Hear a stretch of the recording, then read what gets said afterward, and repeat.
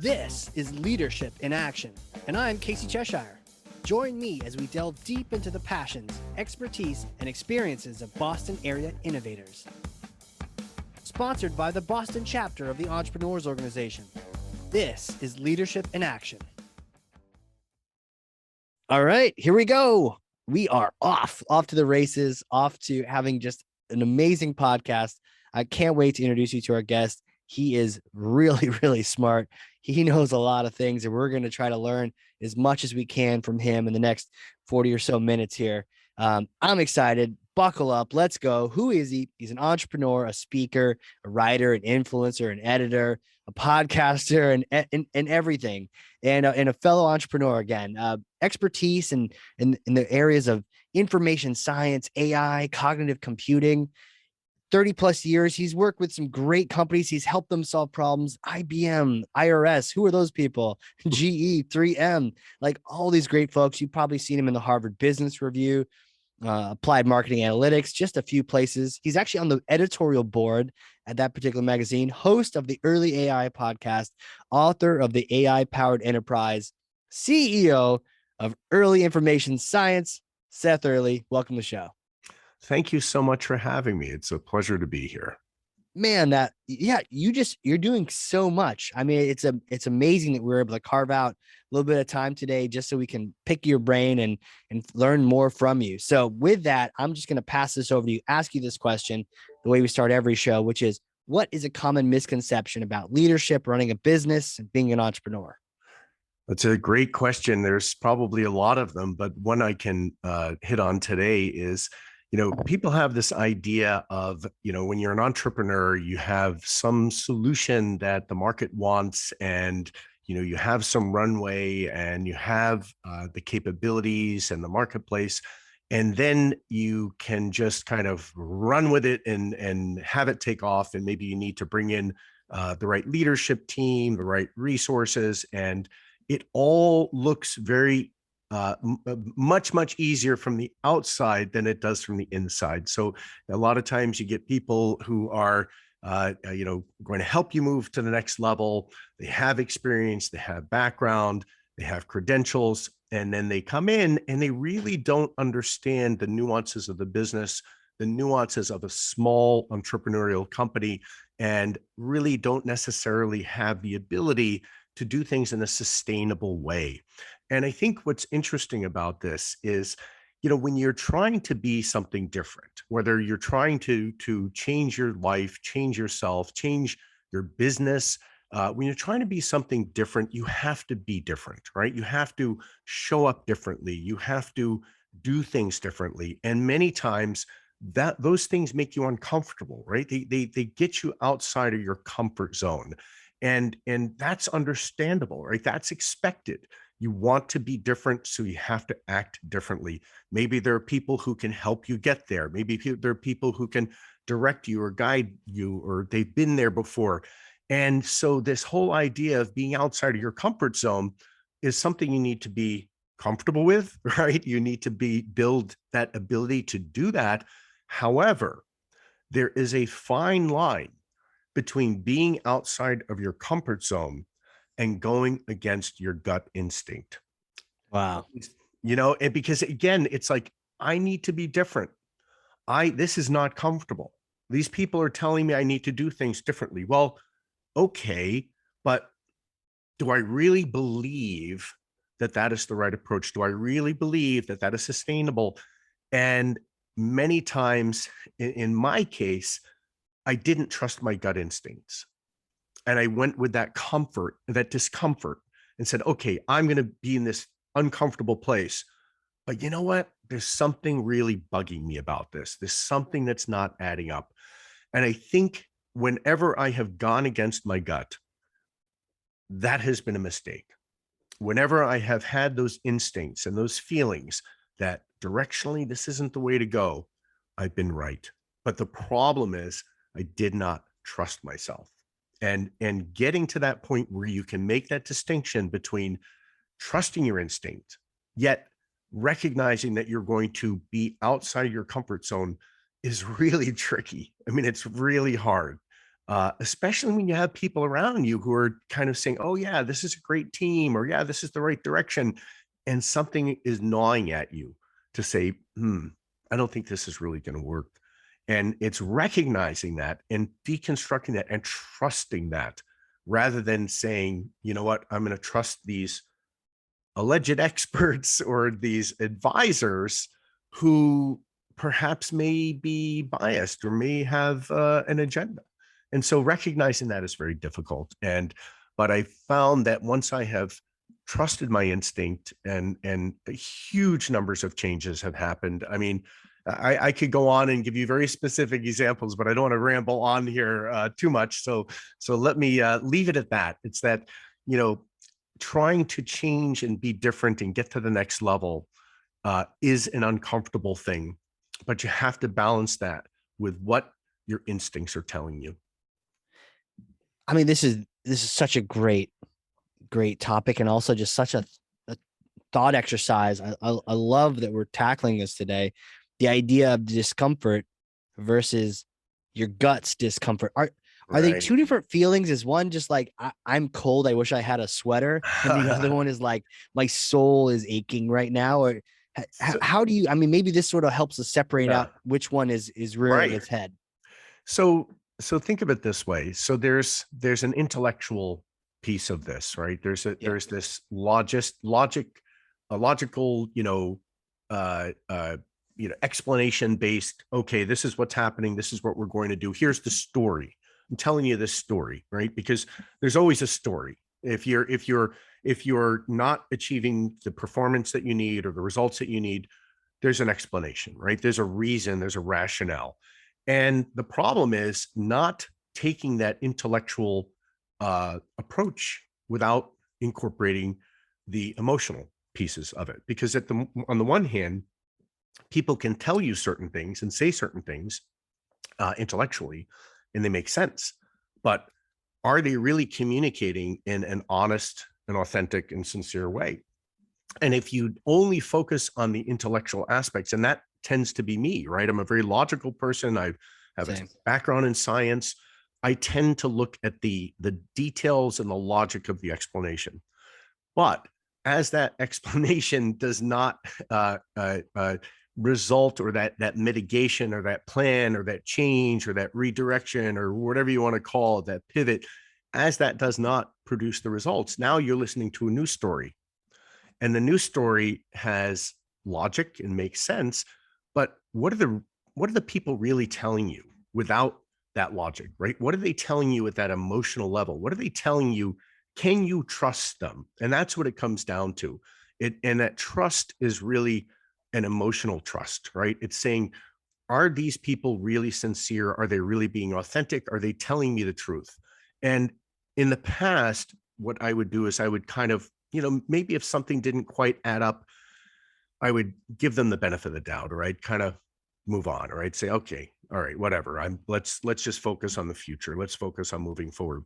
But as you start looking at those clues, and as you start adding things up, you start realizing in retrospect that, wait a minute, those explanations didn't add up.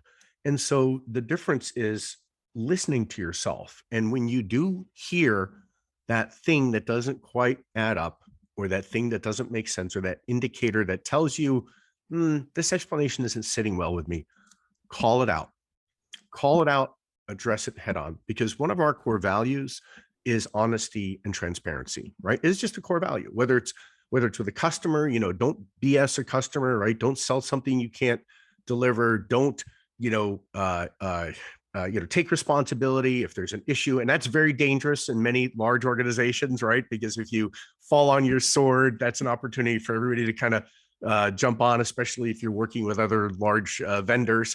So it's very difficult. It's very delicate, right? You need to find that situation where you can really be authentic and true and honest and transparent without, it working against you. So, but what is important is having that transparency and that honesty and communication so that you can solve those problems, right? If you don't face the problem, if you don't understand the problem, if you don't recognize the problem or take responsibility, you can't change it, right? So that's why that self-honesty, that intellectual honesty is so critical, is so important.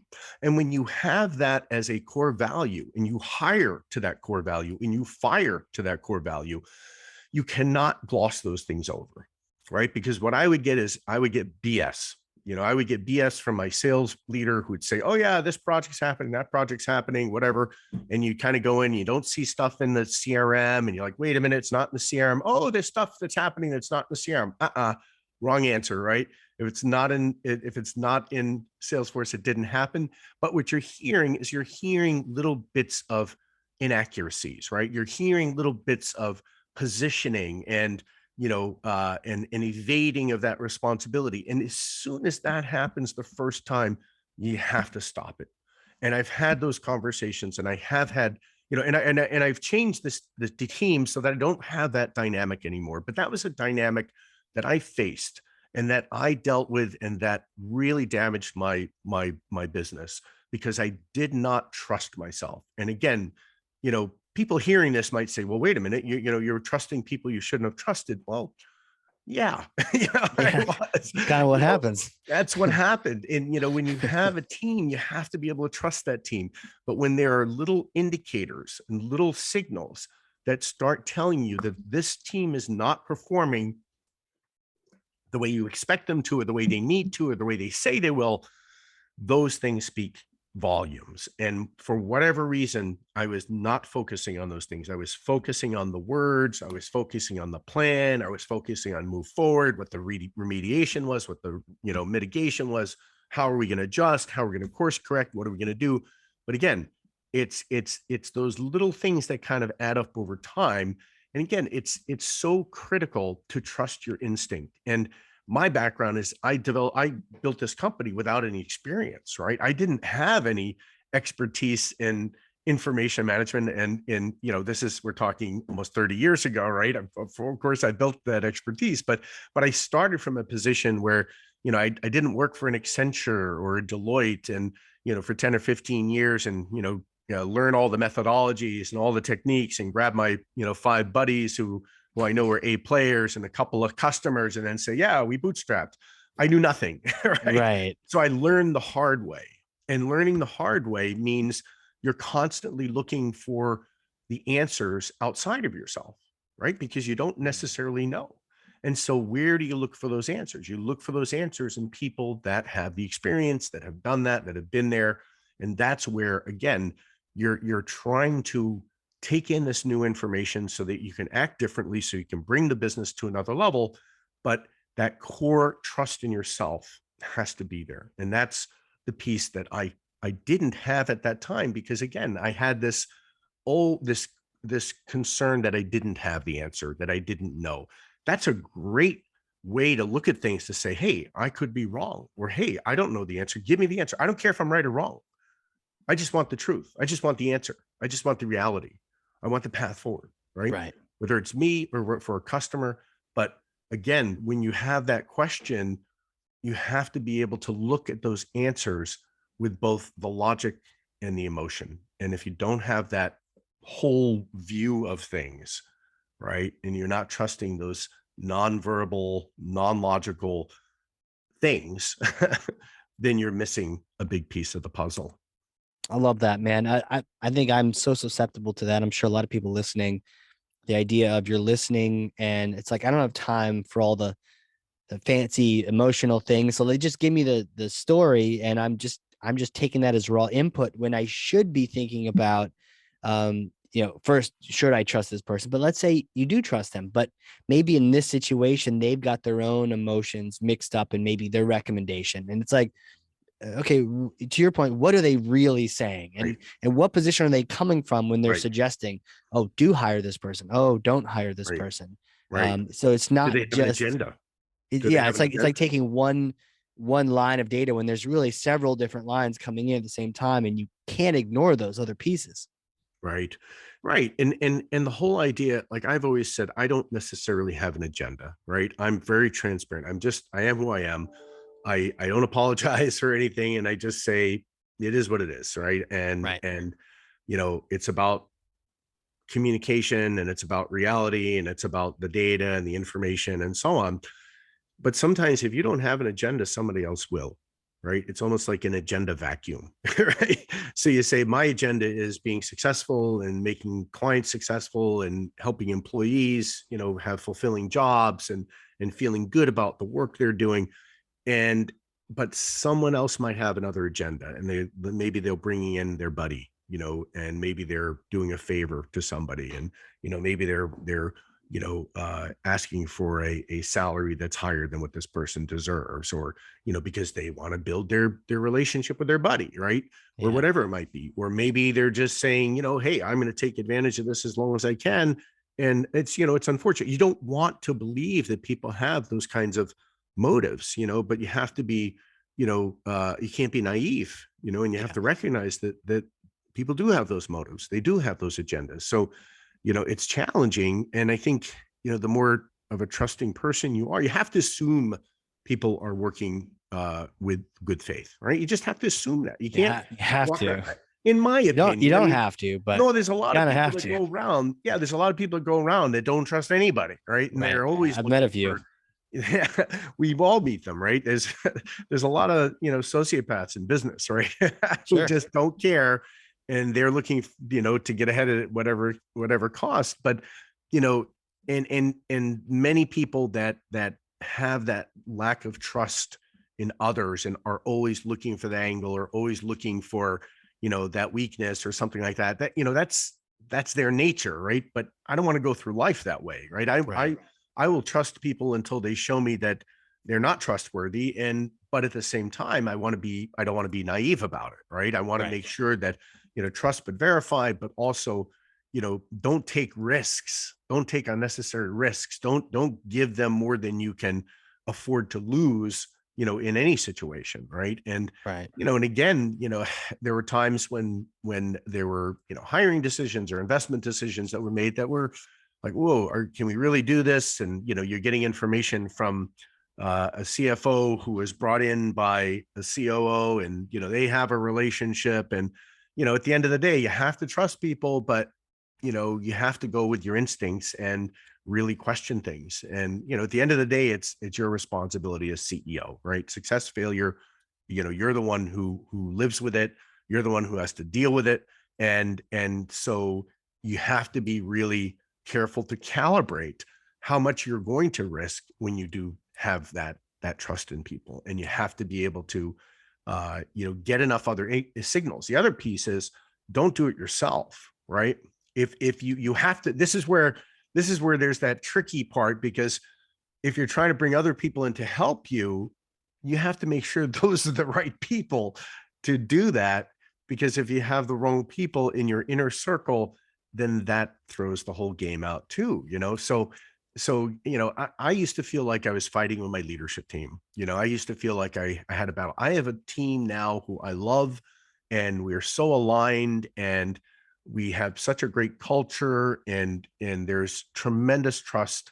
And that's why if there's any one iota of something where someone is not representing something correctly, I call it out. I say, look, I just want to remind you that we don't never make excuses, right? They say never complain, never explain. I think Brian Tracy said that, motivational speaker way back when, probably before a lot of people's time. But he used to say, never complain, never explain. Or maybe it was never explain, never complain, meaning don't explain things, don't make excuses, right?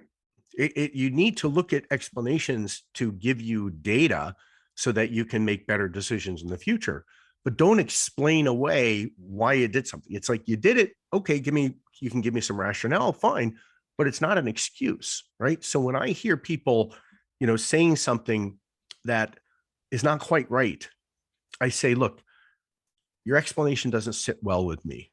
Okay. And remember, our core value is honesty and transparency. So I don't care what the answer is. I really don't care what the mistake is.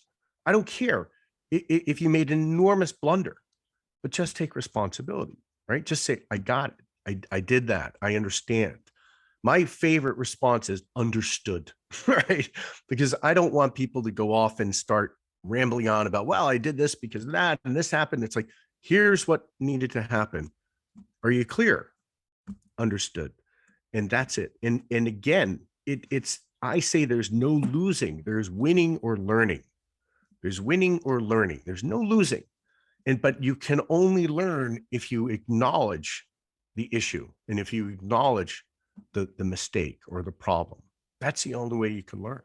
So everything is a learning opportunity if you have that self-honesty and that intellectual honesty to take responsibility and to be able to look at yourself and say, what do I need to do differently? And that's the critical piece. So good. So much here. I smell a book in your future talking about this very topic. You know, one of the things you mentioned that really stuck out to me was the idea of calling it out. And I love the even the words you're giving us of how you even say, hey, your explanation just doesn't sit right with me. But calling it out right now. And as you were describing that, I would thought of several moments where my gut said, and Mm, I didn't say anything, mm. whether it was It's because I hard. didn't want to create friction or conflict, or I didn't trust my gut like you're describing. And you know what? Mm, Those situations when you let them, I let someone create a rock for the quarter that mhm, I didn't even agree with. They did it all through the mhm. quarter, and then you know, squashing it at the end of the quarter when they're already done doing it. That's Right, not fair to anyone. right, But right, that's what needed to happen. right. And because I didn't, it grew and grew and grew into a boulder that was just terrible. Another Right. time, I had a key person on the leadership team who I had this almost immediate gut of like, not a good person. Don't like this person. He's at Yeah. C, and Mhm, unfortunately, he was involved in finances, right? And so it's mhm. like, and other people said, well, he's not bad. Right, And I should have taken action right. years prior, Yeah. years prior. Oh, brutal, brutal. Yeah, And there people, and I'm totally with you on that because it's so hard. And there's a number of reasons why we don't do that when it happens. One is we don't like confrontation, right? Uh, People don't like right, confrontation. And some people like confrontation, but a lot of people don't want confrontation, right? They want harmony, right? They want to get along.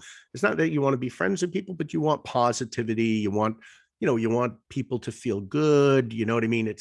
You don't have to like me, but I want you to have fun. I hope you like me. I mean, I don't want to be around, I don't want to work with people I don't like. Right. right. And at this point in my career, why should I? Right.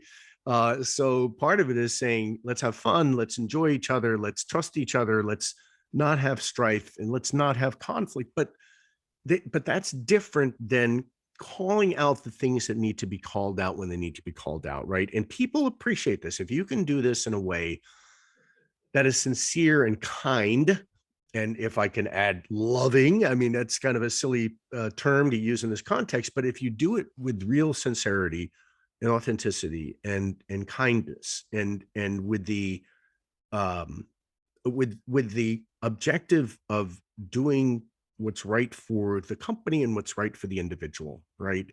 Then you can bring bad news. You can bring hard news, right? You can say things to people, and it's always important to do it as a sandwich, right? The good, the feedback, and more good, right? I know Yeah, you can do this. I think yeah, I really appreciate what you're doing. You're working really hard. I like this. Here are some things that I think could be better, et cetera, et cetera. And by the way, I know you can do this. I know you're really capable. I know you're working hard. People want to do the right thing, right? People, I yeah, believe, they want to be successful. They want to self-actualize. They want to, feel fulfilled. They want to feel gratified. They want to make money, but it's not about the money. It's about personal satisfaction and growth and fulfillment and all of those things that are not money related, right? But they're right. meaning related. It's about meaning in our lives. Hmm. And so if you can be thoughtful and nurturing in doing this and tell people, look, I want to help you be successful, right? If that is what comes across, and nobody is perfect. Everybody's going to have flaws. Everybody's going to have gaps. Everybody's going to have blind spots. Everybody, right?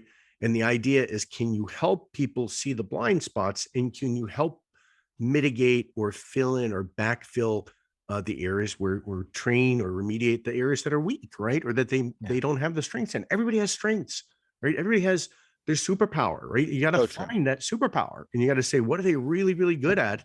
And then what are the things that they're not good at? And let's leverage that good stuff and let's mitigate and backfill that, stuff that's not as good. So part of it is coming, and I used to do this emotionally. Like I used to be upset. I used to get angry. I used to say, you know what, I can't trust this person, or this person violated my trust. And I would take it personally. I would make it emotional, and I would consider it a personal affront.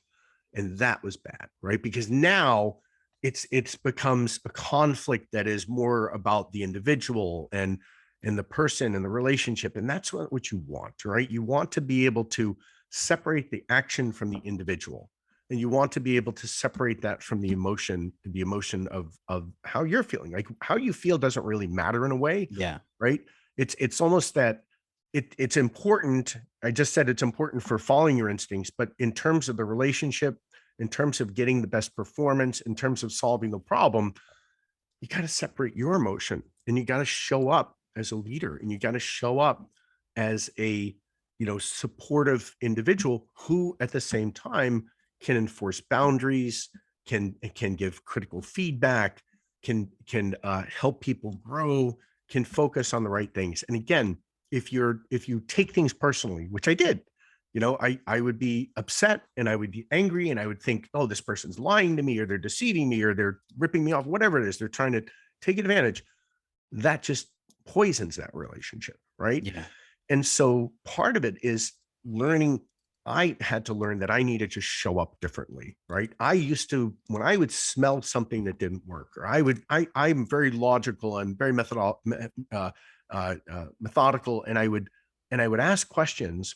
And if something didn't smell right, I'd press and I'd dig, and I'd ask another question and a follow-up question. And you know what it came across as? You know how it felt? Prosecutorial, right? Prosecutorial. Like I'm playing gotcha. And people would feel that way. Like, oh, it's a trick question. Oh, he's trying to trap me. He's trying to do it. Well, guess what? I was. Right. I was trying to find the lie, or the misrepresentation, or the evasion, or the untruth, whatever it was. But you know what? That's not the way to do it, right? You have to save faith. You have to give people room. You have to say, look, this was a mistake, whatever it was. Here's how we need to look at this moving forward. And we don't need an explanation, and we can move on from it, right? But if you start to ask people why, well, why did you do this? And why did you do that? That will automatically elicit a defensive response, Right. Right? You are attacking them. You are asking, well, why did you do that? The implication being, why did you do that? Dummy. Why did you do that? You idiot. Right. So you can't ask questions like that, right? You have to be, so it's a very, very difficult and delicate balance to, get to the truth, to get to the real performance, to get to the real issues, and at the same time, not trap people and not damage their egos, right? And not, and it can still hurt their feelings, right? It's okay, if their feelings are hurt. I was in a conversation not too long ago, and this person was very upset and, emotional. And I said, look, I know this is hard for you to hear. And I think if I were you and I were sitting in your seat, I would feel the same way. You feel like you're not being understood. You feel like you're trying to do this stuff and you're not succeeding. You're feeling like people aren't hearing you or perceiving that you're really making this effort. I get that. Right. And all I'm telling you is this is the perception. It may not be the reality, but here's what you need to do to change the perception. Right. So it's always trying to think about how this is impacting, your people and how they're going to take this. So that whole point that you made about not wanting to confront or just letting these things slide, it's almost like this little inflection point, right? It's this little point where you have the opportunity to set the course, to set, the expectation moving forward. And if you don't take that, oh boy, it's like, where else can they go? What else can they do? It's slicing the salami. Right. So for me, it's like, if you see something, say something. If you hear something that doesn't fit, you gotta confront it. And you gotta ask that question. And the point you made about just having a bad feeling, there used to be a saying that I would use, bad breath is better than no breath. Bad breath is better than no breath, right? In other words, get somebody in that position, You got to do it. Even if they're not great, it's better than nothing. That's not true. Not It's true. not true. It's not Yeah. true. You got to make sure that you get the right individual, and you can't have bad breath. You can't hire somebody and know that they're not what you need, or they're not a fit for the culture, or they're not the level of quality. You can't accept that. And it's hard because it Mhm. might mean losing business. It might mean losing opportunity. It might mean, foregoing growth. But on the other hand, you make that bad hire, that can have massive, massive implications and destruction. Oh, When yeah. we made a hire that was not the right hire, it really set us back quite a bit. Oh, yeah. And yeah, so it's And hard. then what happens is sometimes you make them the manager. Yeah, you mentioned at the very beginning that inflection point. In my mind, I thought of like an angle, like a curve. Like you have Mm, two choices. Right now, it's like right. an inch between them. Like all you do is say that little inquire something. But if you let Mhm. it go, then those lines are Yes, diverging that's so right. far apart. And That's eventually right. that person's a manager. You're depending on them for operations. Now they're a manager and they've went and hired 8 other people that have bad breath. That's right. And That's now right. you're surrounded by strangers that and you're like, Yeah. what is this culture? Yeah. You lose control over it, Yeah. and that is devastating. And then, one of the things you're trying to do as an entrepreneur is you're trying to instill values and a culture, and you're trying to build a team that has that shared sense of responsibility and Yeah. commitment and shared values. And if you start getting away from that, just as you say, you can start ending up losing control of the culture. And when you lose control of the culture, you lose control of the organization. And if you Right. accept bad behavior or bad performance, that just magnifies, right? That just multiplies. And it's a tough road back once you do there. Oh, Once yeah. you go there, You it got really is. some serious rebuilding to do and it's painful. And oftentimes you're going to lose your top folks because they're going to see that Yeah. and they're going to be like, well, I need to find a place where and they are doing better than you are of finding a place Yeah. where they can have the right culture. And so they're going to Yeah. go and then That's right. you're going to be stuck with all those people that you didn't make a call on and you should have made a call Mm, on. And instead, all the ones you wanted to keep are so you're right. yeah. It's like it's funny how like a tiny little, call It's it a butterfly effect or whatever it is, a Yes, tiny little absolutely. decision could just Mhm. ripple. It does. It Yeah. does. It does. And you know, if I look back and you can't look back except to, yeah, what do they say? You can't you can glance at the future. You can't, yeah, I mean it's the past. You can't, fixate on it, right? You want to learn your lessons, but you want to move on. Right. Um, but sometimes I look back and I think about some of the decisions and some of the folks and some of the ways of doing business, and it's like, yeah, it was significant, and the team I have today and the processes and the culture and the people, I had it with that momentum at that time, be very, very different. But again, I also look at this as you go through what you go through, and everything you do brings you to where you are. And so those lessons I learned were very valuable. It would have been great to learn them sooner, you know, but it is what it is. And, and it gives you the platform that you have now. Every experience, you go through this exercise where you think of the worst thing that ever happened to you. And then you think, well, what happened after that? You know, and what did that lead to? And then what did that lead to? And then what did that lead to? And you start realizing that the things that were the catalysts earlier in your life that were bad at the time, it's that old story of, the farmer with his the horses come through, the horse runs away and then brings back more horses, and then his son breaks the horse, and then he breaks his leg, and the army comes through, but they don't take, that whole story of what happens next, right? If you go back and you trace back to the worst things that have happened to you, you can always find the best things that have happened to you that would not have happened if it were not for that catalyst, right? Yeah. When you start deconstructing those things, everything's led you to where you are. And some of the best things that have happened in your life were catalyzed by some of the worst things that happened in your life, right? You would not be where you are if it weren't for those things. So, you just got to kind of take stock of that. People say adversity builds character. And I've always said, I have enough character. Thank you. Yeah, I don't need exactly. more. I don't need more. Thank you. But it is, it is true. It's like it brings you to where you are, and then you leverage it from there. And being an 100%. entrepreneur is a very extensive character building exercise. Yikes. Yeah, and had plenty. I'm looking Yes, for the exactly. profit phase. Yeah. Mhm.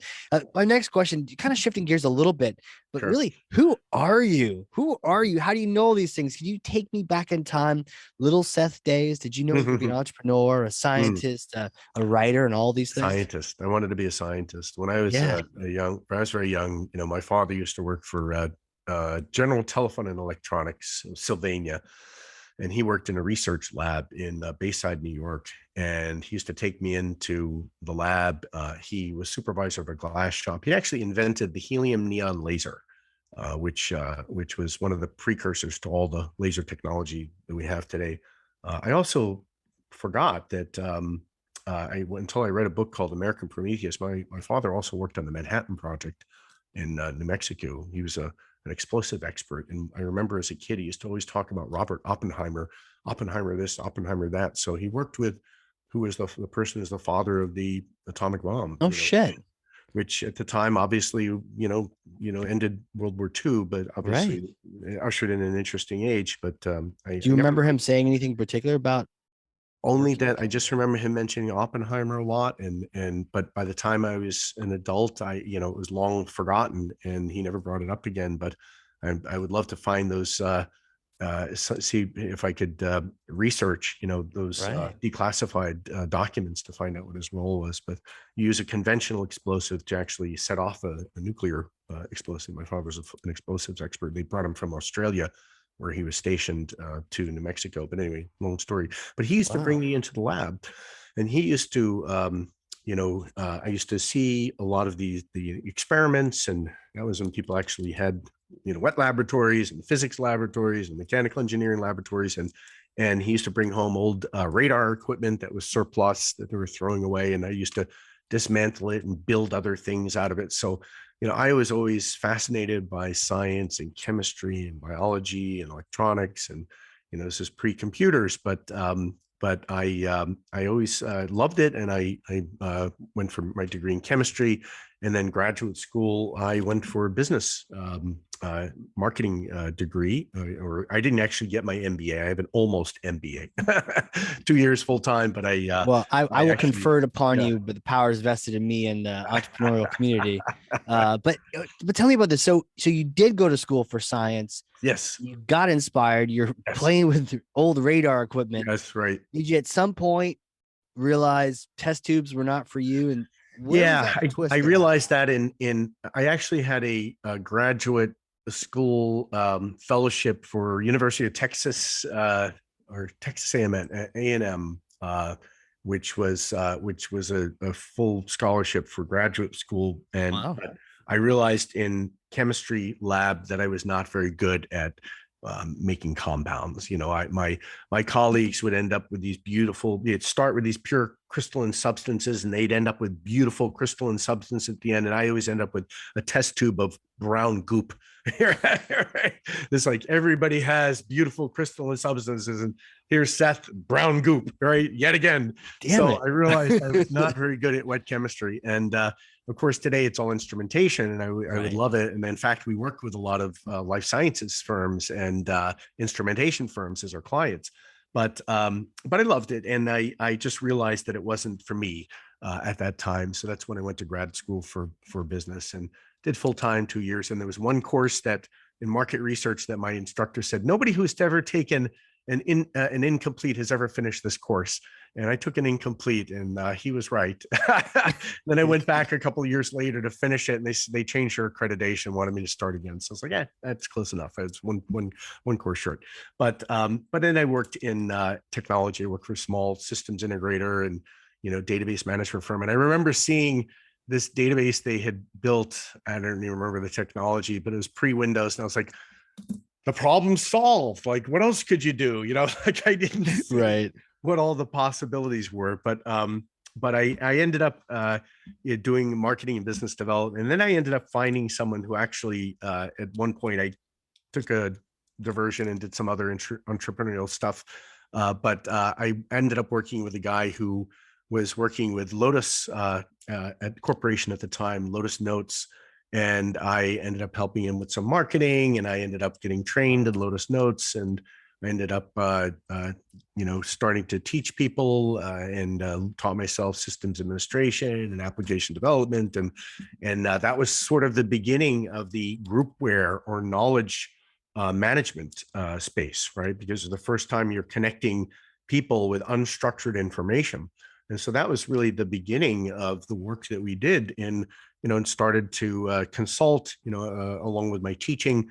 And we started to find different opportunities to implement Lotus Notes for organizations. And then, of course, that technology evolved. We actually were invited into, I spoke at the Lotus IBM Tech Forum in 1998 with the CIO, Office of the CIO from IBM in attendance.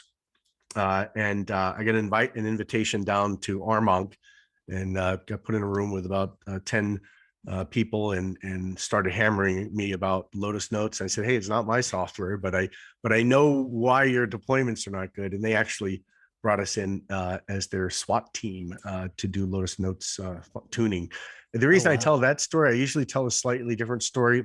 At the time when I was making a transition where I was trying to find new opportunities, I had actually taken this foray into real estate development and other stuff that was non-tech, and I pretty much lost everything in the 80s, right? In the economic downturn. And so I was trying to find a job, and I was doing this teaching, and I went to this consulting firm that I taught for as well. And I said, hey, I'd like to join you in your marketing organization. And at the time, the guy said, first of all, with your background, you would never have credibility with a CIO. Never, ever have credibility with a CIO. And because I had taken this foray into real estate and all that stuff. And then I told him, and he said, well, how much money do you want? And he said, 40,000 years. Whoa, that's way too much money for us. And I billed him over 100,000 that year in teaching part-time, right?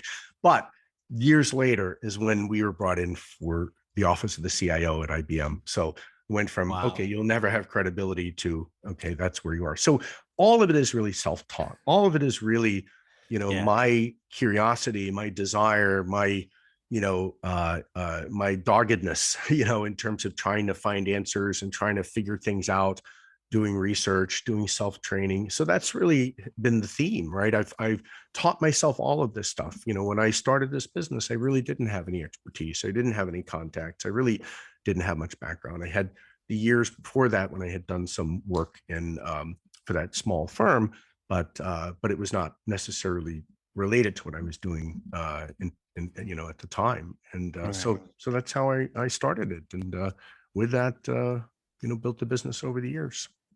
Rest is history, right? Hopefully it's still history in the making, right? Agree, completely agree. Well, my next question for you is a bit of a hypothetical question, which I know your logical self and my logical self, we can just have a great time with this until it gets emotional. So I may or may not have a time machine up here in Nashua. And it's, it's in the backyard covered in a tarp. But let's say you come visit, we'll get some beers and we'll try out this time machine. It's a particular kind of time machine because it actually goes back in time. You get to meet yourself a few days after graduating with that undergrad degree, right? So you haven't quite, but maybe you've seen the brown goop and you're thinking something's different. And you get to meet yourself. You can say anything you'd like. I promise the space-time continuum will be okay. Yeah. What would you say to yourself? Oh, man. Wow. Well, what would I say to myself? I think at the time, I didn't know my limitations, right? I didn't know what the potential future would be, obviously. And what would I say to myself? I think I would say, it's going to be okay. It's going to be okay. You'll figure it out. And, just try to have, just try to value your friendships and your relationships, and, don't just stay focused on, your goals and objectives, try to have a balanced life, and try to value the relationships in your life, and try to be broader in terms of what you're focusing your energy on. I think that I became very focused on my work objectives and, achieving certain things. And, you can kind of miss a lot when you do that. Right. And so I think it's just trying to slow down a little bit and be less of a human doing and be more of a human being. Yeah. And trying to, take stock of um, a broader experience, in life. I mean, I guess that's all I would say. I mean, I know the path that I went down was very interesting and had a lot of stops and starts and, diversions and paths and so on. I mean, it was all very interesting and, very fun at times and very not fun at times. And, but all of it was part of the learning, so I guess I would just say, uh, you know, enjoy your life and worry less about what you're achieving and focus more on, you know, uh, connecting with people and enjoying the relationships and the friendships. Yeah. That's what I would do. Really, really appreciating that. And I know you've talked about how you learn so much from when things don't go right. So it's not like you'd even tell yourself that it's going to be okay. And Yeah. then you value your friendships, have that balanced life. Yeah. Yeah. You'll figure it out. You'll figure it out. You'll get there. Don't worry about it. It's all going to happen in the way it needs to happen. And they still Amen, believe man. that. That's Yeah. great. Absolutely. Well, where can people, if they want to reach out and connect to Sure. you, connect to your company, where do you Yeah. want them to go? Sure. So the thing you need to remember is that my name is spelled with an E before the Y. So it's Earley. And so you can go to earley.com, www.earley.com. And you can also send me a note, Seth@earley.com. So just my first name at lastname.com. You can always connect with me on LinkedIn. My Twitter handle is @Seth Earley, and so on. But yeah, happy to chat with folks and want to participate more in the community in Boston, and would love to chat and connect with folks. So happy to have conversations and meet new people. Absolutely. And if they're interested in that sneaky fun topic, which we haven't even talked about today, but the idea of AI, Yeah, there you go. there's a book. There's a book. Yeah, look at Sure. that thing. Check the book out, AI Powered Enterprise. So Love that's it.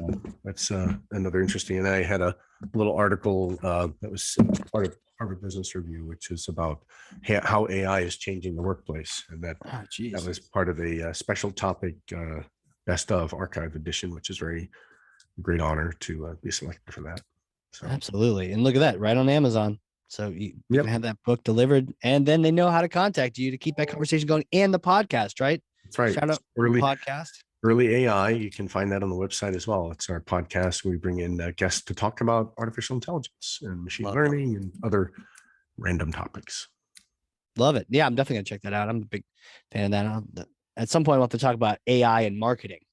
Absolutely. Love And to get there's in the that with you. Marketing AI Institute. You should check that out. I have. I think I've actually interviewed them, but I want to interview you, the author of the book. We'll have to talk later. That'll be a different show, though. That's another show. Yeah, for sure. Well, Seth, man, this has been so good. Thank you for coming on here, being your authentic self, and really just sharing this powerful stuff. I mean, there's a lot of courses on finance and marketing and go to market, but man, to get right, just confronting when your gut says something's wrong. I mean, thank you so much for flagging that for me and for everyone listening. You're welcome. You're welcome. It's been a pleasure. Thank you for having me. Absolutely. And those listening, if you learned something, and I freaking know you do, and I know you did, because I literally have 2 pages of notes over here, front and back. Share this episode with someone else. That's how you're a thought leader. Get that information into someone else's hands. And then obviously check out Seth's site, podcast, book, all those things. Seth, you're amazing. Thank you again. Thank you so much. I appreciate the kind words, and thanks for having me today. You bet, man. You bet. And this has been another exciting episode of Leadership in Action. We will see you all next time. Leadership in Action is sponsored by the Boston chapter of the Entrepreneurs Organization. As the world's only peer-to-peer network exclusively for entrepreneurs, EO helps transform the lives of those who transform the world.